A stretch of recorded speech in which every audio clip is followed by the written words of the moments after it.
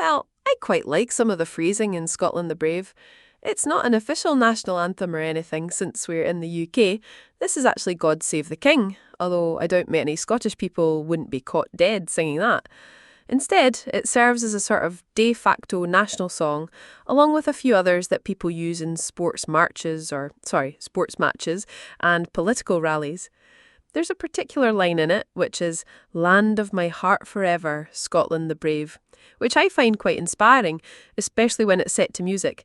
I like national anthems like that which appeal to the country as a whole, working in its finest and best, as opposed to songs which sort of glorify specific individuals. A country isn't a person, in my opinion, it's the people that live there, so that line fits with this idea perfectly. I can't pinpoint a specific time when I came to know of the song. People have been singing it for decades, if not longer, and even if you don't learn it in school, you can pick it up from football crowds, for example. However, I vaguely remember learning it at school in music lessons a really long time ago now. The music that it gets set to has a regular beat that's easy to follow, and it's not a million miles long like God Save the King, which makes it easier to remember as well. It's a funny experience when you sing the song, at least for me, since even though I'm not a musical person, I really get into singing that song when it does get sung at different events. It's easy to get carried away by it, which I suppose is the idea, to evoke or stoke national pride in people. If I'd never heard it, I think my experience of national anthems would be pretty impoverished, though of course, as a Scottish nationalist, I would say that, wouldn't I?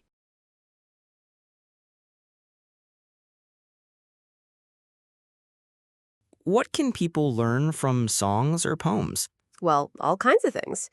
There's this particularly humorous example of this guy playing the piano and reciting the periodic table that I think helps people remember elements of it, if you'll pardon the pun.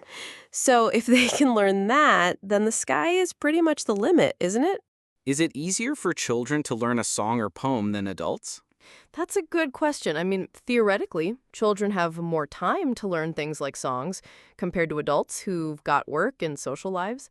However, the songs might not be as complex since they can't really grasp the sounds and concepts as easily as adult minds. So I suppose the jury's pretty much kind of out on that one, I suppose. As always, it depends on the specifics. Why might children like the rhythm of songs or poems? Well, if it's a particularly rhythmic one, then it's just fun to listen to, isn't it? I imagine it triggers all kinds of dopamine and other neurotransmitter releases too, which might enhance the feelings they experience.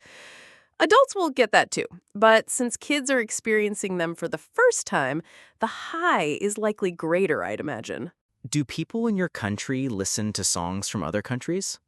Yes, they do, because Eurovision is quite popular, and that's the time when different European countries come together to share different songs they've written for that particular event. So that's just one example of them coming together to share things. There will be other examples, but that's the leading one. When do people in your country sing songs together? Oh, gosh. Well, I suppose the big ones are religious and sporting events.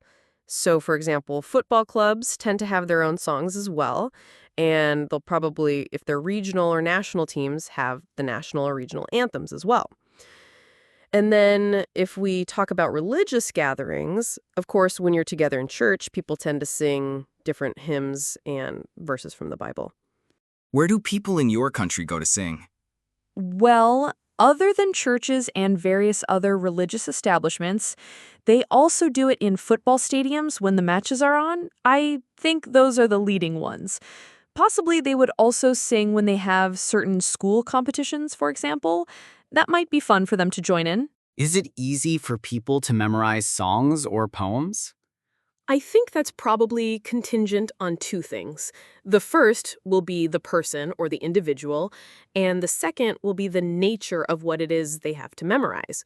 So if we think about individuals, I mean, memory is a very personal thing, and some people will have better memories than others. They might be more musically astute too, so some people are more able to follow a beat, and that can aid with the memory retention. And then on top of that, it's not only about the individual, It's also about the song. So if a song is fairly rhythmic or has lots of repetition or rhyming going on, then that would probably make it easier to remember just through regularity. But if it's something more complex or abstract, like some kind of contemporary poem where the sentences break in half at weird points, then I can see that being an issue for memory.